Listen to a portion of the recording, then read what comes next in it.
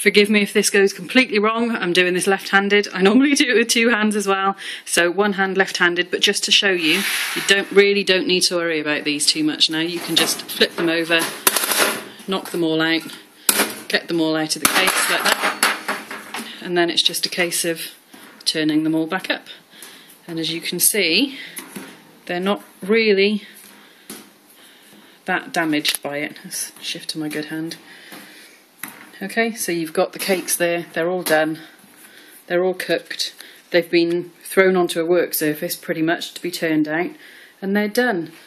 Little casualty here and there, if you get that in focus. I don't care. Who cares about little things like that? It really doesn't matter. Okay, cooking should be fun, relax, have fun with it, don't worry about it.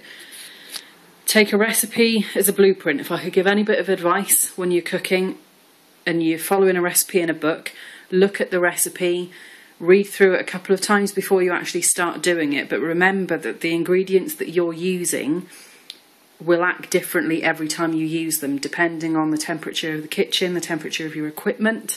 If you're using a stand mixer like I do, very often, especially when it's metal and your kitchen's cold, the mixer's cold itself, the stand is cold. So when you put your margarine or butter in the bowl, it might be soft when it goes in there, but it can very quickly harden up as you're mixing because it's almost being refrigerated against the temperature of the metal bowl that you're mixing it in. So just bear those things in mind and remember that if it's something says it's going to take 10 minutes to cook, be flexible on that. If it doesn't look cooked at 10 minutes, leave it in for a bit longer. If it looks cooked completely and you think it's going to burn at 8 minutes, take it out, test it. Just trust your judgment, try and relax, take deep breaths and don't worry too much. I guarantee when you put icing on these, no one's going to care. If I can break into one quickly, in fact, have I got something here? Oh, a spoon to hand. If I break into one without burning myself, there you go. You can see that that is, as well as being very bloody hot, pardon the French, perfectly cooked cake.